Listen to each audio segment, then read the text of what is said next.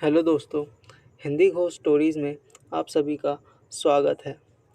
अगर आप इस चैनल पर नए हैं तो इस चैनल को सब्सक्राइब कर लीजिए क्योंकि आने वाले समय में मैं ऐसे ही इंटरेस्टिंग वीडियोस आपके सामने लाता रहूँगा।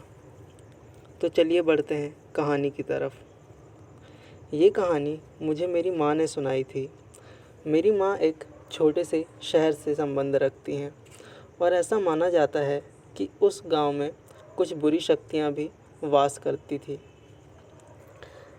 ऐसी ही एक बुरी आत्मा से सामना हुआ मेरे नाना जी का। वह चुड़ैल थी, खुले बालों और सफ़ेद भयानक चेहरे वाली चुड़ैल।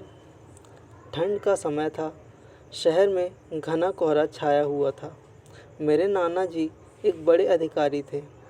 रोज़ की तरह उस दिन भी जब मेरे नाना अपना काम खत्म करके दफ्तर से घर की ओर जाने लगे थे तो रास्ते में पड़ने वाले बाज़ार से वह कुछ सामान लेने लगे।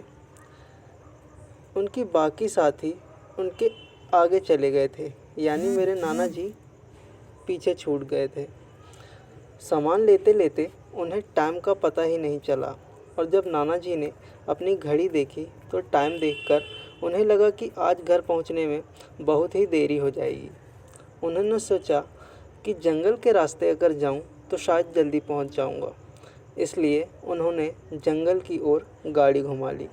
काफ़ी अंधेरा हो गया था। नाना जी तेज़ गति के साथ गाड़ी चला रहे थे, लेकिन उनकी गाड़ी के आगे एक औरत आ गई। उन्हें झटके से ब्रेक मारनी पड़ी। जो औरत गाड़ी के सामने आई थी वह तेज़ तेज़ रो रही थी।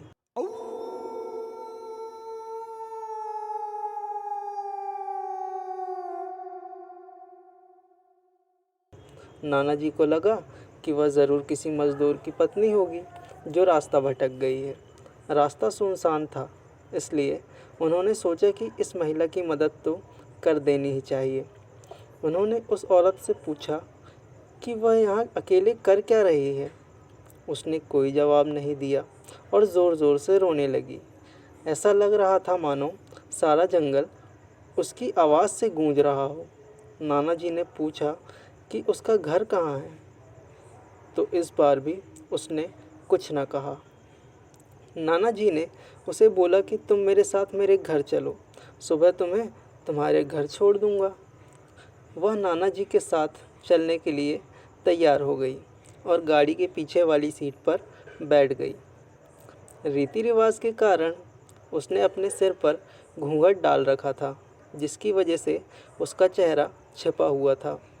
घर पर जब नाना जी का इंतज़ार कर रहे थे, जैसे ही गाड़ी की आवाज़ आई सब भागकर इकट्ठा हो उठे।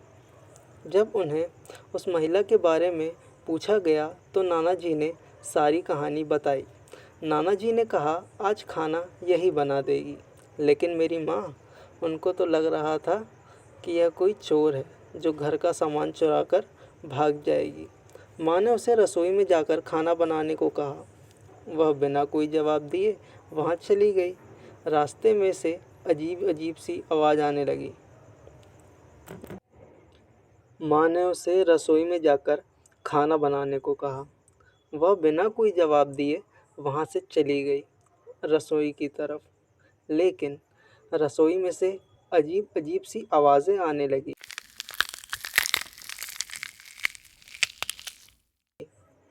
रसोई में सारा सामान रखवा कर मेरी माँ ने उसे कहा कि सब भूखे हैं, इसलिए जल्दी खाना बना देना। उसने रसोई में तो भेज दिया, लेकिन माँ का मन अभी भी अशांत था। 10 मिनट के बाद माँ रसोई में पहुंची। देखा वह अभी भी थैले से मछलियां ही निकाल रही थी। यह देखकर माँ को बहुत ही गुस्सा आ गया। उन्होंने उसे बोला कि अभी तक तुमने खाना बनाना भी शुरू नहीं किया, कब बनेगा और कब खाएंगे हम लोग। उस महिला का चेहरा अभी भी ढका हुआ था, इसलिए किसी ने उसका चेहरा नहीं देखा था।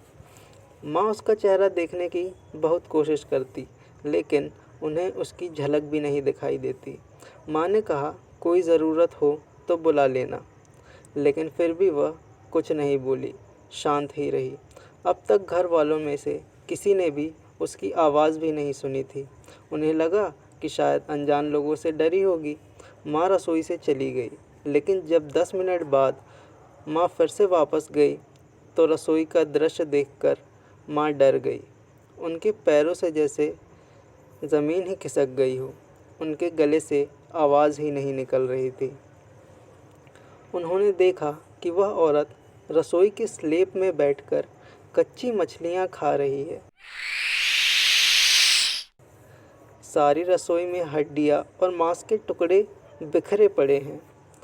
उसके सिर का घूंघट भी उतरा हुआ था। उसका चेहरा बेहद खौफनाक और डरावना था। बाल सफ़ेद और बहुत ही बड़े, नाखून तो एकदम काले थे। वो मछलियाँ खाने में मगन थी, इसलिए माँ के ऊपर उसका ध्यान नहीं गया।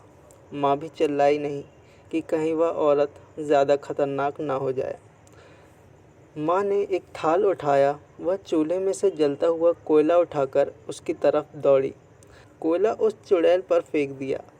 आग की जलन की वजह से वह डायन तेज़ तेज़ आवाज़ें निकालने लगी। उसकी आवाज़ सुनकर सारा घर इकट्ठा हो गया। उसे आग दिखाकर घर से तो बाहर निकाल दिया गया। उसकी आवाज़ें इतनी तेज़ थी कि आसपास के लोगों का बाहर जमावड़ा लाजमी था। वह डायन लोगों की भीड़ को हटाते हुए जंगल की तरफ दौड़ी। सारे लोग डर के मारे कांप उठे थे। मेरी माँ की हिम्मत की दाद भी दे रहे थे कि अगर उन्होंने सही समय पर ऐसा नहीं किया होता, मतलब कोयला उसके ऊपर नहीं डाला होता, तो आज ना जाने क्या हो जाता।